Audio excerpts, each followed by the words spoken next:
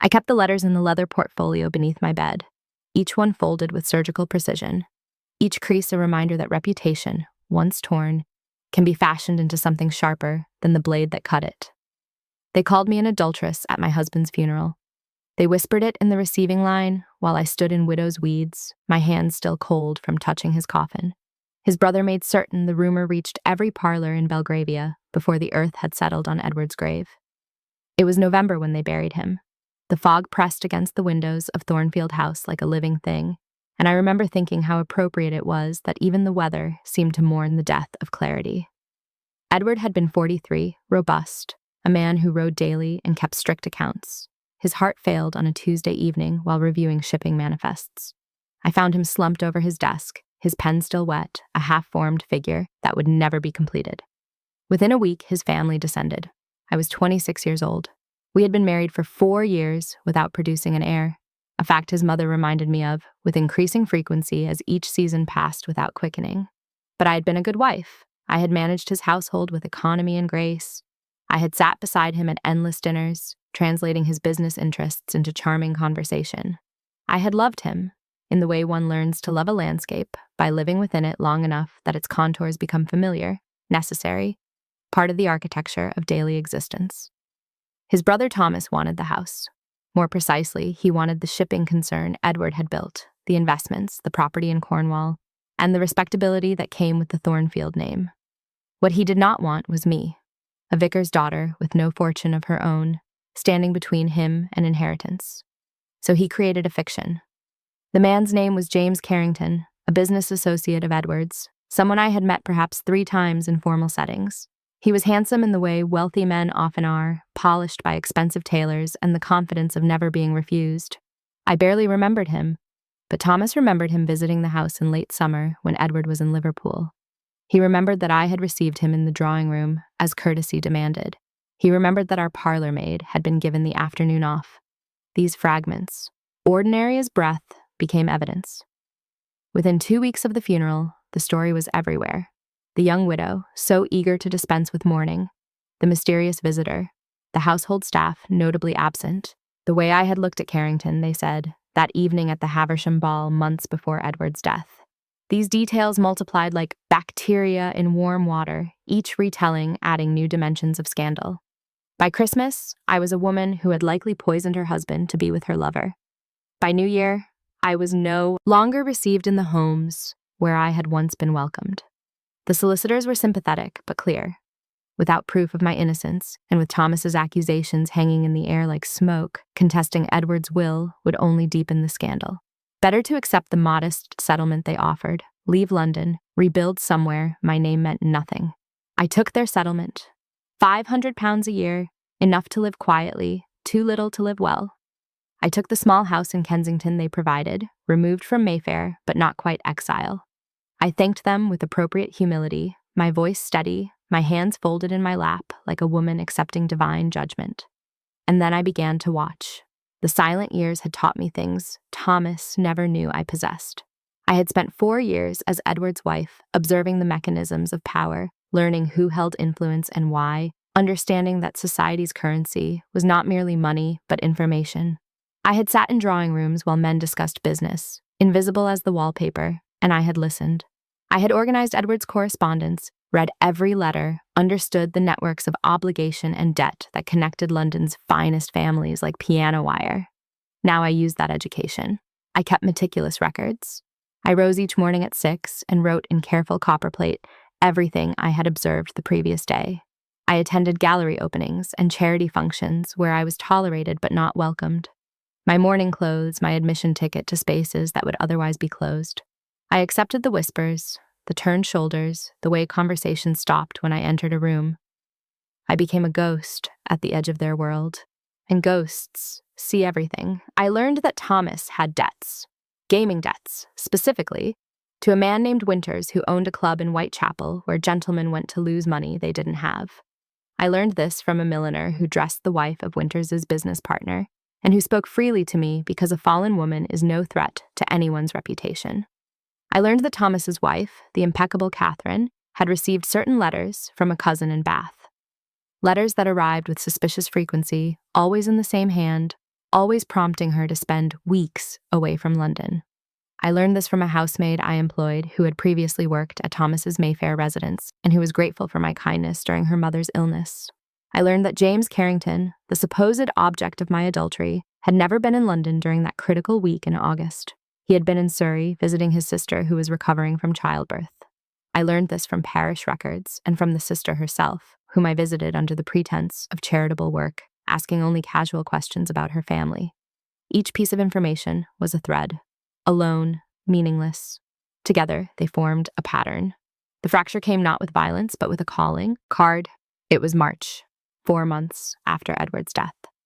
I was sitting in my small morning room drinking tea that had gone cold, reading a letter from my sister in Dorset, who wrote cheerfully about her children and never mentioned my circumstances, when my housekeeper brought in the silver tray. On it was a single card, cream-colored, engraved with a name I recognized. Lady Victoria Pemberton. She was the woman who held London's social calendar in her gloved hands. An invitation from Lady Pemberton could make a debutante's season. Her disapproval could end a career. She was 70 years old, sharp as a razor, and famously immune to scandal because she had seen every possible variation of human weakness and found none of it surprising. She wished to call on me the following Thursday at 3 o'clock. I spent the intervening days in a state of careful preparation. I had the drawing room cleaned until every surface gleamed. I ordered tea from Fortnum's, spending more than I should have on luxuries I couldn't afford. I pressed my best afternoon dress, black silk with jet beading, mourning transformed into something almost elegant. I understood that this visit was either salvation or final judgment, and I would meet it dressed for the occasion. Lady Pemberton arrived precisely at 3, accompanied only by her lady's maid. She was smaller than I expected, dressed in deep purple, her face a map of intelligent wrinkles. She accepted tea, surveyed my modest drawing room with eyes that missed nothing, and spoke without preamble. "You are being destroyed by a lie," she said. "Yes," I replied, because there was no point in pretense with a woman like this. "And you have done nothing to defend yourself?" "What defense is there? I cannot prove the absence of an affair. I can only endure the accusation." She sipped her tea, considering me with the attention a jeweler might give a questionable stone. "Thomas Thornfield is a fool who believes his own cleverness. His mother is a bitter woman who mistakes cruelty for propriety. Together they have done you a great wrong, and they sleep soundly believing they have won." I said nothing. My hands were steady on my teacup. "But you are not as helpless as they believe," she continued. "I have been watching you. You attend functions where you are barely tolerated. You speak to people others ignore. You listen far more than you speak. This suggests either pathetic desperation or strategic intelligence. I am here to determine which." The clock ticked. Outside a carriage passed, its wheels loud on the wet street. "I am gathering information," I said quietly. "I am learning the truth of things." "To what purpose?" "To restore what was taken from me." Lady Pemberton smiled then, a brief, fierce expression that transformed her face. "Good. Then you will need my help." Over the following weeks, she taught me things I had never learned in a vicar's household. She taught me that London society was not a monolith, but a web of competing interests, and that the appearance of unity was maintained only through everyone's mutual agreement to ignore each other's secrets. She taught me which names carried weight, which families held grudges, which alliances were fragile. She taught me that truth, deployed at the right moment, could shatter reputations that seemed unassailable. Most importantly, she taught me patience. "Revenge must be inevitable," she said. "It must feel like watching a tide come in. No one can stop the ocean constants. They can only watch it arrive." I spent April and May constructing my case with the precision Edward had once applied to shipping manifests. Every fact was verified through multiple sources. Every date was confirmed through correspondence or public record. I traced Thomas's debts back 18 months, documenting every loan, every missed payment, every desperate gamble. I obtained letters proving Carrington's absence from London. I interviewed servants, cross-referenced calendars, built an architecture of truth that was unassailable. I learned that Catherine's cousin was not a cousin at all, but a drawing master she had met during her first season, a man her family had deemed unsuitable, a man she had continued to love through 12 years of marriage to Thomas. The letters proved it. The hotel registers in Bath proved it. The innkeeper who remembered them proved it. I gathered it all, sorted it, arranged it like evidence in a trial. And then I waited for the perfect moment. It came in June. Lady Pemberton was hosting her annual summer ball, the event that marked the beginning of the season's end, the final major gathering before families departed for country estates. It was held at her Grosvenor Square mansion, and invitations were granted only to those she deemed worthy of her attention. She sent one to me. She also, I later learned, sent one to Thomas and Catherine, and to James Carrington, and to every person of consequence who had participated in my destruction. She sent invitations to the solicitors who had handled Edward's estate, to the editors of society papers who had whispered about the scandal, to the women who had cut me in drawing rooms, and the men who had looked through me as if I no longer existed. The invitation, engraved in silver on cream paper, requested the honor of my presence at a particular type of evening, a gathering for truth. I wore gray silk that night, still in half mourning, but cut in a way that suggested emergence rather than retreat. I arrived alone, climbing the marble steps to Lady Pemberton's house, with my head high, aware of the stairs, the whispers, the way the crowd seemed to part and close like water around a stone. Lady Pemberton received me at the entrance to her ballroom. She took my hand and spoke loudly enough for those nearby to hear. "Mrs. Thornfield, how delightful you could join us. We have much to discuss this evening." The ballroom was magnificent, all candles and gold, the air thick with perfume and expectation. I could see Thomas and Catherine near the far wall, their faces registering first confusion, then alarm as they saw me. James Carrington stood near the orchestra, looking puzzled. Others milled about, champagne in hand, clearly uncertain what sort of event this was meant to be. Lady Pemberton rang a small bell, and the room fell silent. "I have brought you all here," she announced, "because a grave injustice has occurred, and London society has been complicit in it. For 6 months, we have repeated a story about Mrs. Constance Thornfield that was convenient, scandalous, and entirely false." You could have heard a pin drop.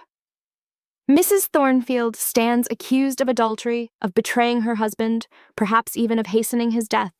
These accusations have destroyed her reputation and deprived her of her rightful inheritance. They have been repeated in every drawing room in Mayfair, and they are lies."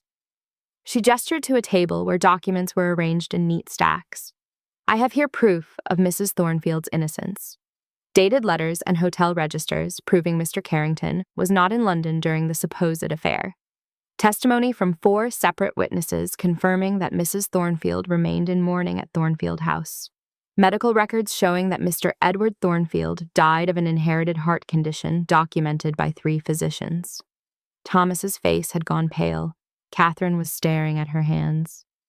"But more than this," Lady Pemberton continued, her voice cutting through the silence like a blade. "I have documentation of the true scandal. Thomas Thornfield fabricated this accusation to steal his brother's estate. His debts to gambling establishments total more than £3,000. He needed access to Edward's assets, and Mrs. Thornfield stood in his way. So he destroyed her." She paused, letting the information settle like snow. "I also have certain letters," she continued, her gaze moving to Catherine, "that reveal Mrs. Catherine Thornfield has maintained a correspondence with a gentleman in Bath for the duration of her marriage. While I will not expose the contents here, they are available for anyone who wishes to question Mrs. Constance Thornfield's morality while defending Mrs. Catherine Thornfield's reputation." Catherine made a small sound, something between a gasp and a sob. "You are monsters," I said quietly, speaking for the first time. My voice carried across the silent room. "You took my husband's death and made it theater. You turned grief into gossip and destroyed me because it was convenient. You did it without hesitation, without mercy, because you believed I was powerless to defend myself."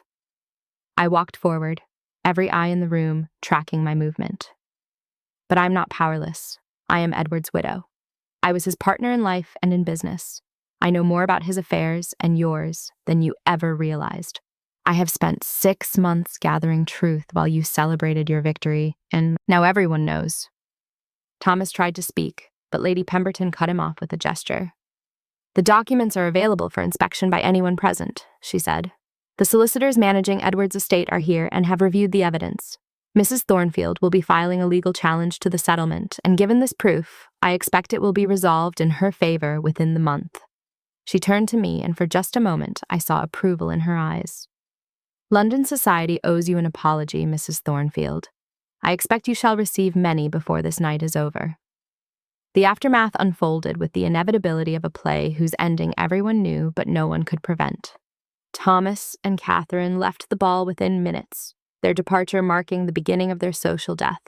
By morning, the story had spread through London faster than the original scandal. By the end of the week, Thomas's debts were called in by creditors who no longer feared his influence. By the end of the month, they had sold their Mayfair house and retreated to a modest property in Shropshire. The solicitors contacted me with a revised settlement. Everything Edward had left in trust would be returned to my control, along with a formal apology for their role in the injustice. Thornfield House became mine, as did the shipping concern, the investments, the property in Cornwall. People who had cut me dead began leaving cards. Invitations arrived daily. Hostesses who had struck my name from their lists now competed to secure my attendance at their events. I accepted some and declined others, understanding now that I could afford to choose. James Carrington called on me personally to express his outrage at being used in such a scheme. I received him graciously in my drawing room, my proper drawing room at Thornfield House, and accepted his apology with the understanding that he had been as much a victim as I. Lady Pemberton and I took tea together every Thursday. She never mentioned the ball again, but she introduced me to women who became genuine friends, who valued intelligence over compliance, who understood that strength could wear silk and still be unbreakable. I hired the housemaid who had given me information about Thomas, promoted her to head of household staff, and paid her twice what she would have earned elsewhere. I supported the milliner whose gossip had proven useful, directing friends to her shop and ensuring her business flourished. I learned that loyalty could be purchased with fairness and remembered with gratitude. By autumn, I had become something I never expected, not merely restored, but powerful in my own right. Edward's business associates sought my opinion on ventures. My drawing room became a place where genuine conversation occurred, where women discussed literature and politics without pretense, where being interesting mattered more than being proper.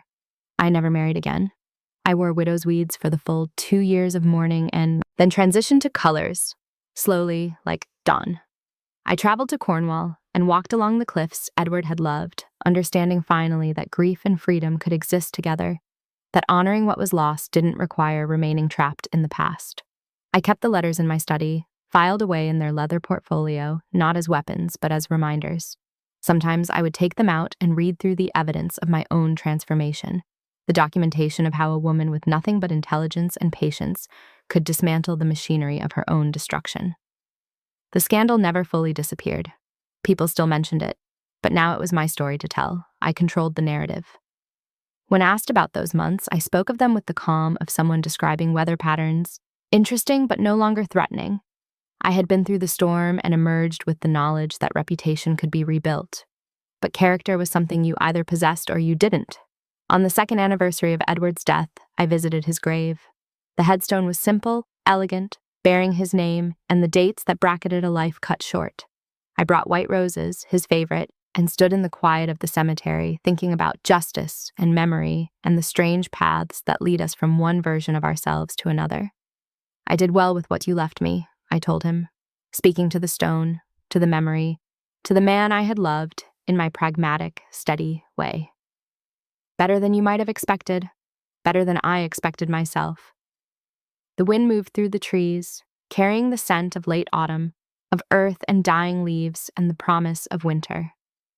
I adjusted my shawl and turned to leave, my footsteps sure on the gravel path. They had tried to bury me with him, but I had become the woman who walked away from graves and into rooms where my voice carried weight.